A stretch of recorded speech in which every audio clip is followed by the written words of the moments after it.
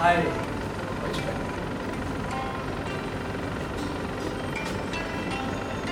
तेरी याद नहीं जाती।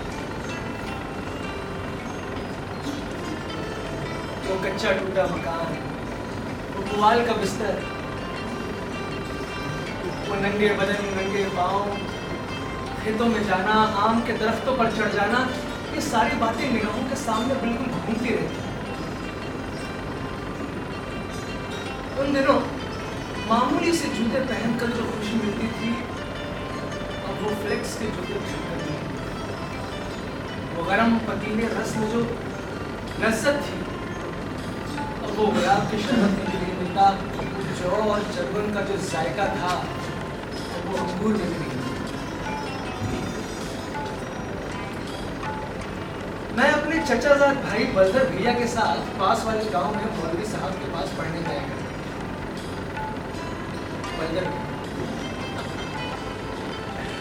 बलदर भैया मुझसे 2 साल बड़े थे और वो इस दुनिया में।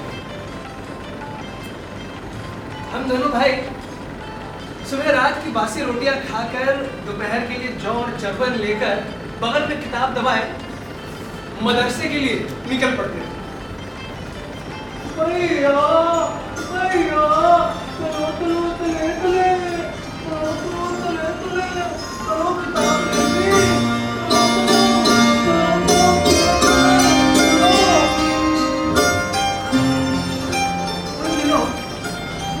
हाजिरी का कोई रजिस्टर तो था नहीं और मैंने गैर हाजिर होने पर कोई जुर्माना ही नहीं, तो फिर खौफ किस बात। इसीलिए हम दोनों भाई कई बार थाने के सामने खड़े होकर के पुलिस वालों की कवायद थे। भैया वो देखो थाने के बाहर वो पुलिस वाले कवायद कर ले। भैया भैया वो देखो तो कभी रीछ और बंदर मचाने वाले मदारी के पीछे घूमने में। जब यहाँ से समय मिलता तो रेलवे स्टेशन जा पहुंचते और वहां पर रेलगाड़ियों को जाते हुए देखते। रेलगाड़ी के सही समय का इल्म जितना हमें था उतना शायद ही किसी और। उन्हीं दिनों शहर का एक महाजन गांव में बाग बनवा रहा और उसी बाग में कुआं भी खुदवाया। ये भी हमारे लिए बड़ा ही दिलचस्प तमाशा। हम दोनों भाई जबरदस्ती बाग के अंदर चले जाते और बाग का जो मालिक था उसके झोपड़े में जाकर बैठ जाओ। वो मालिक हमें बड़ी मोहब्बत से अपने पास लेते। हम कभी बाल्टी लिए हुए पौधों में पानी डाल रहे, भैया भैया बाल्टी लाओ, इस पे ना पानी डालो भैया, एक और बाल्टी लाओ ना, इस पे ना पानी डालो। तो कभी खुरपी लिए हुए तैयारियों को खोल रहे, भैया ओ ये यहाँ पे, ये आगे तो जाओ ना, ये ऐसे ऐसे ऐसे ऐसे भैया, वो वहाँ पर भी ये ऐसे ऐसे भैया, वो ना वहाँ पर भी ऐसे ऐसे। जब माली ये सारे काम करता उसे पूरा 1 दिन लगता, और हम दोनों भाई मिलकर इसका वो पूरा 1 दिन का काम 1 घंटे में खत्म कर दिया।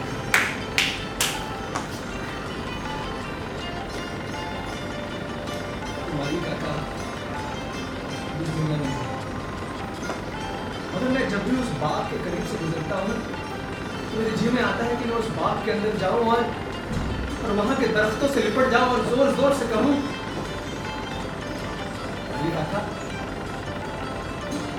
माली काका आप हमें भूल गए ना, अगर हम आपको आज तक भूल गए।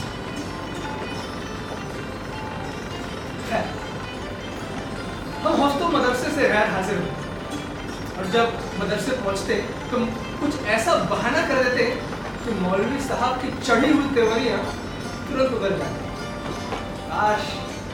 काश कि वैसा ही दिमाग अगर आज भी होता तो न जाने हम कितने सारे नॉवल लिख डालते। मगर अब तो ये आलम है कि बहुत सर खपाने के बाद ही तू सोचता है। हमारे मौलवी साहब पेशे से दर्जी, मौलवीगिरी शौकिया तौर पर किया करते थे। एक दिन सुबह के वक्त हम दोनों भाई तालाब में मुंह धुल लिए।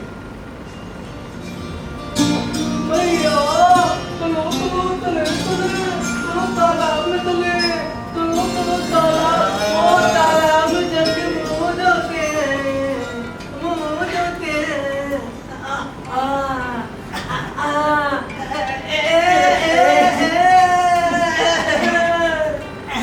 अचानक बल्ले दिया गया, अपनी मुट्ठी में से एक चीज निकल गई, जो चमकती हुई चीज थी। ये देखो, ये क्या है?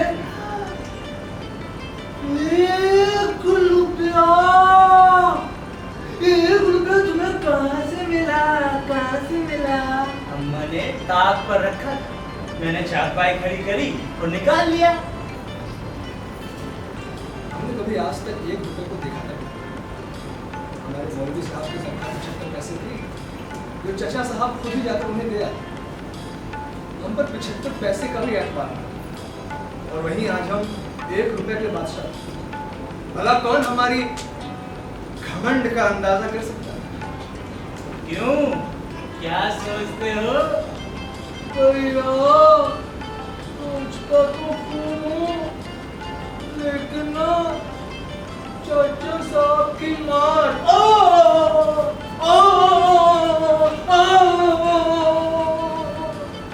चाचा साहब की मार से डरता हूँ। चाचा साहब को अगर पता लग गया ना तो बहुत मारेंगे। ये उन्हें पता जब चलेगा जब हमें पता चले नहीं, और अगर उन्हें पता चल भी गया तो हम कहेंगे कि हमारी झोली देखो जो बिल्कुल खाली है। तो चलो चलो चले चले चलो चलो चले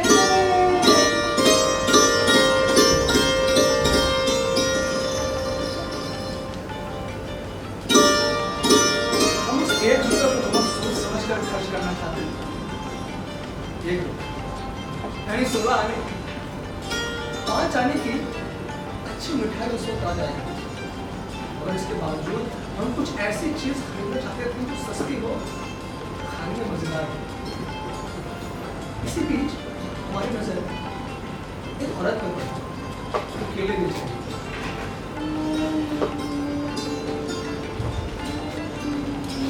भैया, अरे भैया, अरे कितने गोलगप्पे खाओगे और मोटे हो जाओगे? हम कुछ और खाते हैं। भैया वो देखो केला, केला, क्या ख्याल है, क्या ख्याल है? चलो ये खा जाए। चलो चलो चले चले चलो चलो। एक कंजरन, 2 आने के कितने केले दोगी? 2 आने के 2 दूंगी। क्या? कितने दोगी? ठीक से बोलो। 3 दूंगी। क्या? अच्छा ठीक है, चलो 4 ले लो, 4 ले लो। नहीं देखो तुम ना, हमें 5 दो, 5। देखो 5 दूंगी, एक ज्यादा नहीं मांगना। अच्छा 6 दोगी? 6। नहीं अच्छा सुनो, रहने दो नहीं चाहिए नहीं चाहिए। ठीक है, जाओ ले लेते कैसे। लेकिन भैया वो 5 देगी, हमारे पास 2 है, 7 हो जाएंगे। मैं तो आधे दर्जन खा लूंगा, मतलब 6 केले। तुम सिर्फ 1 ही केला खाओगे। नहीं नहीं, क्या बोल लेते एक कंजरन, ठीक है 5 दे दो, 5। ठीक है, लो रुको। हाँ रुके हैं।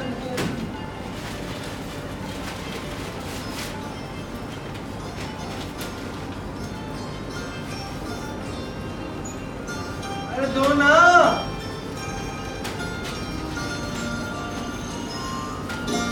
अरे दो ना। हेलो चलो लो।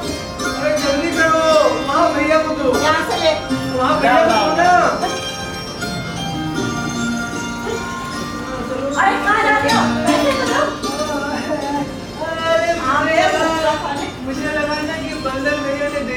अच्छा हाँ। दे दो पैसे दे दो।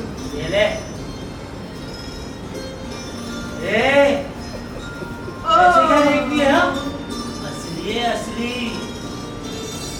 चोरी के तो नहीं ना? चोरी के नहीं है। कहाँ से लाए? चाचा साहब ने मौलवी साहब की तनख्वाह दी थी, तो घर में ना फुटकर नहीं थी, इसलिए ये 1 रुपया दिया है। अब तू फुटकर दे। अच्छा चल ठीक है। हाँ जल्दी दे।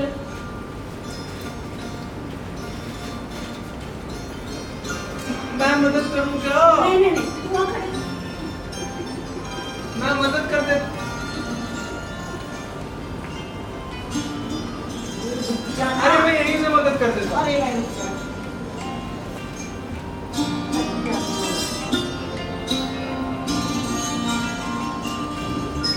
हाँ, इसको मदद करो और डॉक्टर से भाई को संभालना रहेगा। दो ना। ये लो सामान। हाँ ठीक है जाओ, बाकी तो केले भी बेच दो। आप पे पुलिया पर बैठ के खाते हैं है ना?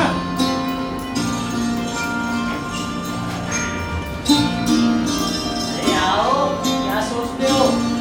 भैया जो 1 रुपया था तो बिल्कुल हल्का था, अभी ये 14 आने इसमें तो वजन हो गया, इसका क्या करें?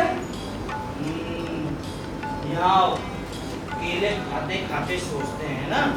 केले खाने से दिमाग भी तेज होता है। हाँ भैया मैं सोचता हूँ 12 आने मौलवी साहब की तनख्वाह दे देते हैं और 2 आने की मिठाई खा लेंगे। हाँ ये ठीक रहेगा चलो चलो चलो चलो चलो।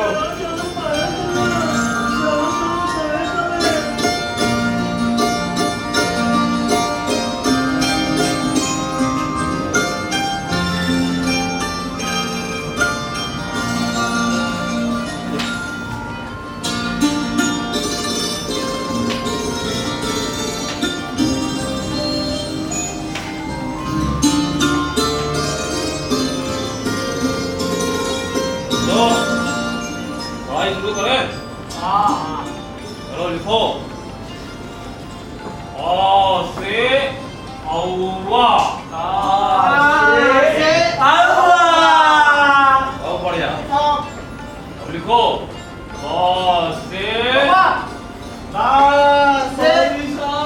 भाई शिव का बहुत से आना आते हैं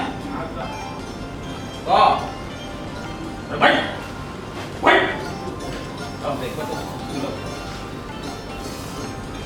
बोलो मौलवी साहब से कौवा।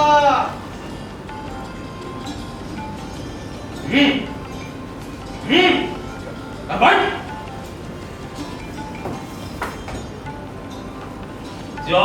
से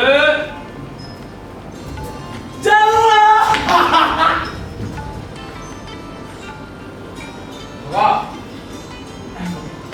चीनी का रोग हमें और सुसु इनको लग रहा है।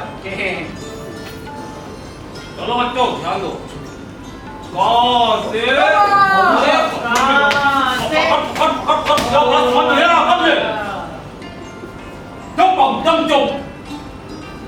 और तुम बबलू तुम्हारा टुबलू बना देंगे समझे कि नहीं? मौलवी साहब बोलिए एकदम अच्छे से बैठो तो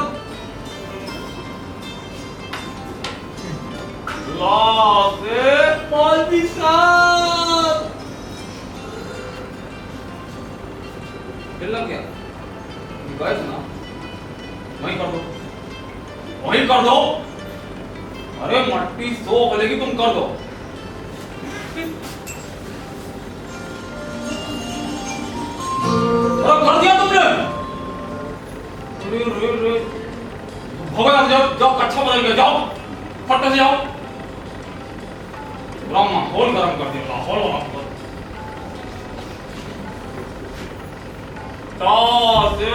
मौलवी साहब से कौवा। हो गया अच्छा बदल के आ गया बैठिए, वहीं उसको साफ करके वहीं बैठो।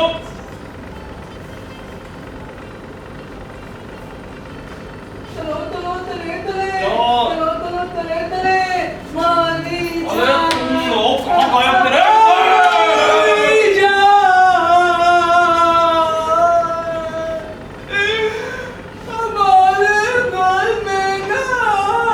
अरे बोलो, क्या है?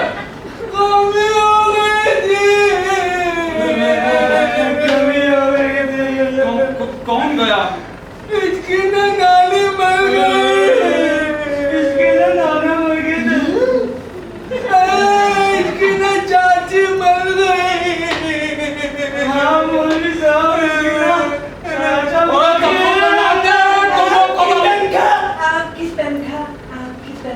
तनख्वाह लाए हो यार, तुम लोग बहुत अच्छे लगते हो। आओ, अरे कुछ सीखो इससे नवाए को। तनख्वाह लाए हैं, पहले से पहले ही ले आओ। तुम लोग का महीना पूरा हो जाता तब भी तनख्वाह नहीं मिलता। 50 और मांगो तब भी नहीं हो, तो हिसाब करने को फुर्सत नहीं है। कमीज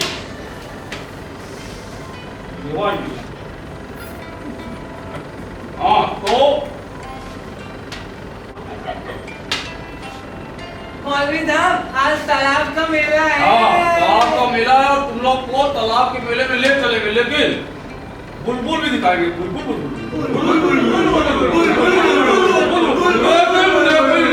लेकिन उससे पहले तुम सबको सबक सिखाना पड़ेगा। सबक तो आपने सिखा दिया, सबक बताना पड़ेगा। हाँ तो बताओ ना, तो बात पकड़ो मेरी यार, मौलवी साहब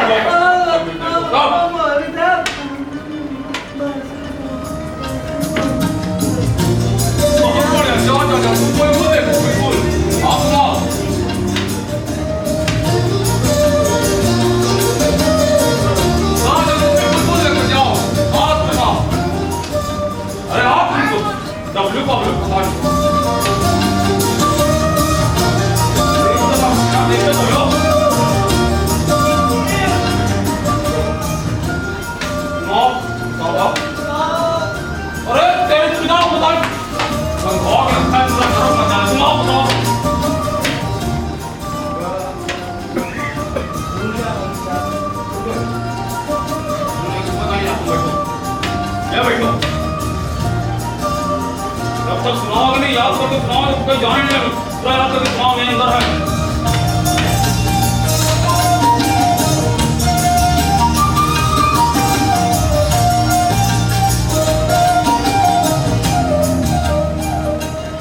मौलवी साहब बड़ी सख्त शर्त रखी, मैं तो वहां से निकल था जो समझ याद था। बाकी मेरे सारे दोस्त भी आ गए, मगर बलधर भैया मेरे दोस्त मेरे साथ हैं, मेरे पैसे मेरे साथ, मैं मेला देखना चाहता हूँ।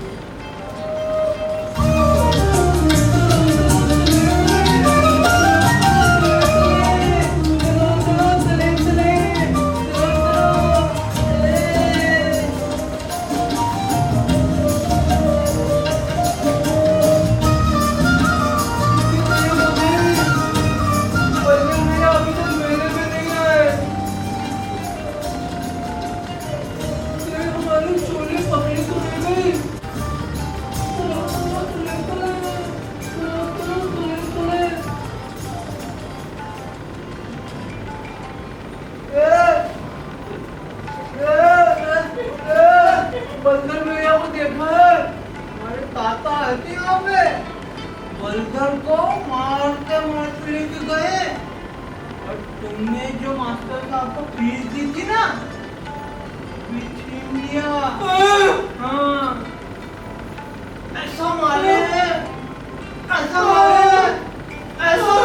कि बलधर मुंह के पर गिर गए।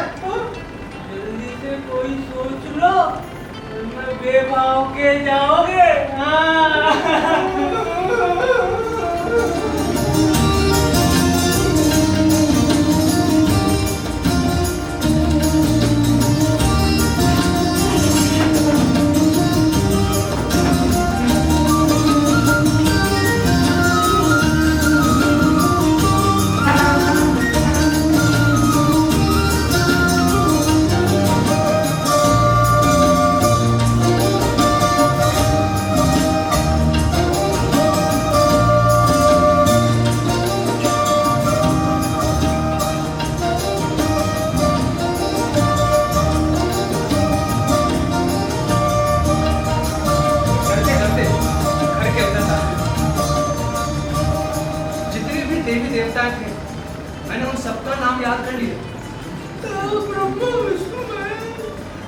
काली माँ, कुछ करना, जैसे मैं मर जाऊँ। आज हमारे छोटे पकड़े गए।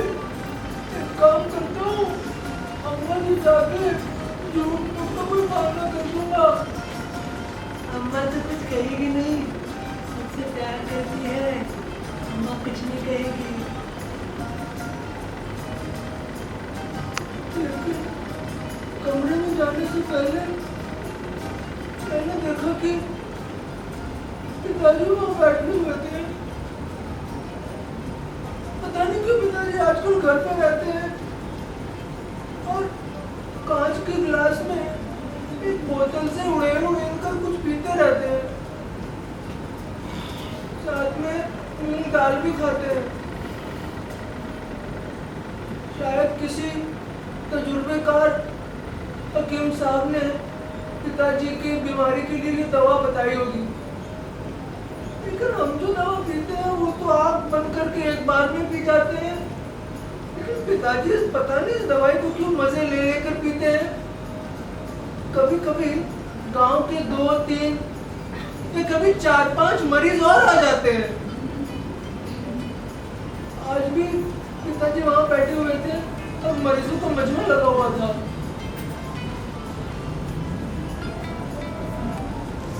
कहाँ से आ रहे हो? अब चोरी करने की आदत भी सीख ली है? तूने रुपया चुराया या नहीं? मैंने नहीं चुराया, मैंने कहाँ चुराया? क्या? क्या करते हो ठाकुर साहब? बच्चों को इस तरह से डांटता है? अरे ठाकुर साहब, इस तरह डांटोगे बच्चे क्या जानवर भी रोने लग जाए। आखिर का ये है तो आपका बेटा ही। क्या बेटा?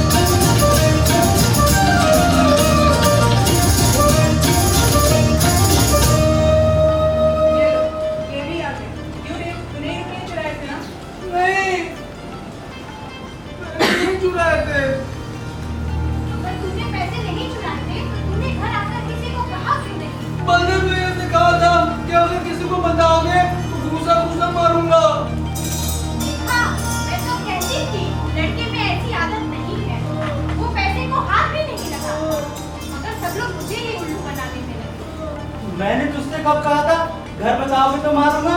वो तूने वो तालाब के पास पुलिया पे बैठ के इतने सारे केले खाते खाते बोल रहे थे कि अगर बताओगे तो मारूंगा।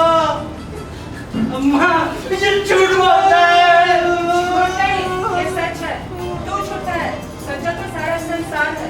हाँ, तूने ही रुपये चुराए होंगे। तेरा बाप ही ना नौकरी करता था, 4 रुपये कमा के बाहर से लाता था। तू भी है, लेकिन तू तो रात खाने वाला है, जिसके भागे मिठाई में खाया मिठाई खा ले। चल उठ। अम्मा आप तो बोलो।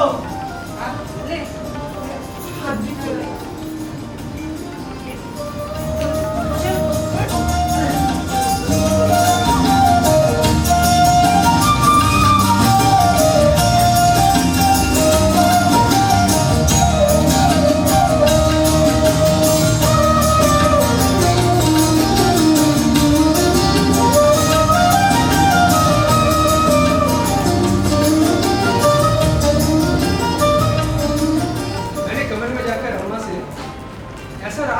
कि अम्मा बोला कि मैं सच्चाई में बोलता हूँ, मैं कभी झूठ बोल ही नहीं सकता।